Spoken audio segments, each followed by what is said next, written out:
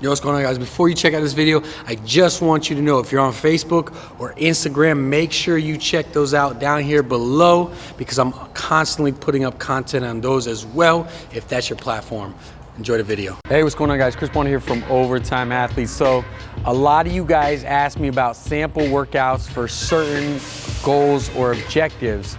And to be quite honest with you right now, after my ankle injury, I'm kind of making, I don't want to say a comeback. We'll see if it's a comeback, but I'm getting back into doing a lot more jumping after Athlete Built, and I'm getting my athleticism back. So a lot of you guys asked for this, so what I wanted to do was kind of show you what a sample workout day looks like for me when I'm training for power. So I'm usually on a 4-day split. That's 2 days upper body, 2 days lower body.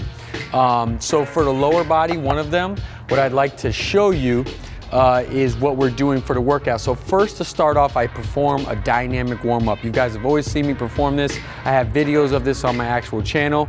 I go through this because I want to mobilize, and really I want to increase my core temperature and allow my body to get loose. After that, I do a series of hip activation exercises. What you'll see me actually do is monster walk with a like what they call a hip circle. And what a hip circle does is it allows me to keep my glutes activated as I'm performing something. And what I notice within my body is when I'm extremely fatigued by doing this exercise, I'm not in peak shape. When I'm actually getting towards that peak shape, or when I hit that 44-inch vertical, I could do multiple sets of monster walks or lateral monster walks with the hip circle on, and I wouldn't be as fatigued. And that meant that my stability in my glutes was extremely strong. After that, I'm going to do some kind of single leg movement. I always like a unilateral movement for lower body. I'm gonna do single leg tuck jumps. However, what you'll see me do here is I'm actually performing a slow eccentric movement, really forcing that body to absorb that energy as it's coming down, really load those muscles up, load the elasticity up, and then explode up as high as I possibly can, land 2 feet, and really stabilize and stick that landing. I'm gonna perform 5 sets of 5 on each leg with that. Next, I'm gonna move into something a little bit more aggressive, and that's going to be reactive vertical jump. So what you'll see here is now that I basically slowed it down on the single leg vertical and spent my time on that unilateral movement, I'm going to go over to a more bilateral, which is both my legs, perform a reactive vertical where I'm basically stepping off something, absorbing that force, and immediately exploding off of impact. And what this does is it increases, or what I'm working on is the amortization phase. Amortization phase in plyometrics is essentially the phase that you have when you're, the amount of time spent on the ground.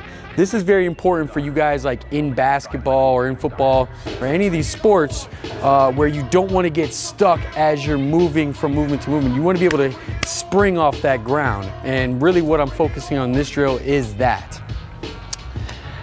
After that, I'm going to move into my strength movements. Guys, the only reason why I only have 2 power movements here is because, like I said, it's a 4-day split.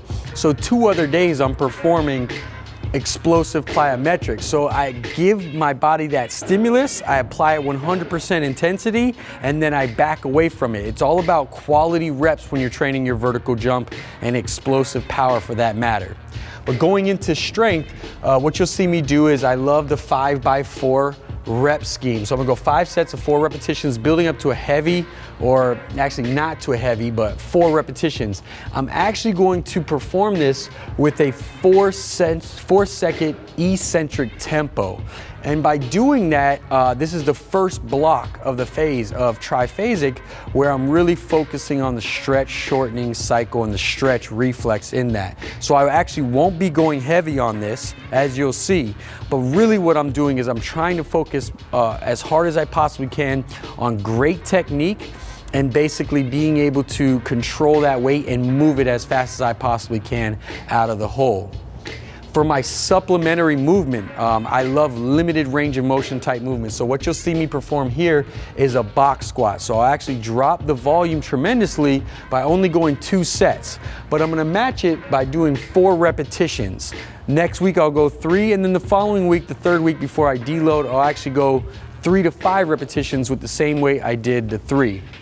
So by doing a box squat, it allows me to come in a limited range of motion, probably like right above parallel, right where I would want to be with the vertical jump, and explode up as hard as I possibly can with a little bit heavier weight.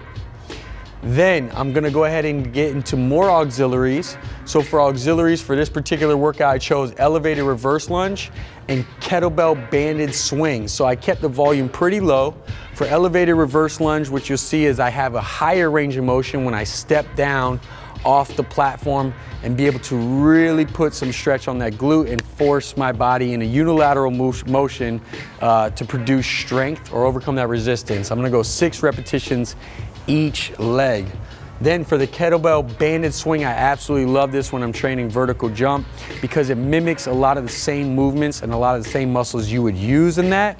The band essentially pulls me down, so it really helps support that eccentric phase of really absorbing that force through that motion. I'll go 3 sets of that. And then to finish off, I'm gonna perform stabilization. When I perform stabilization, I'm just saying my core. For now, with this actual workout, like I said, I perform 3 different variations of core where I'll perform stabilization, I'll perform some kind of flexion, and then some kind of rotation. I usually perform some kind of extension too, but what you'll see is I usually perform the extension in a stabilization manner where I'm actually statically holding it. So that's the workout. Hope you guys enjoyed it. Hope you guys check this out, try it out.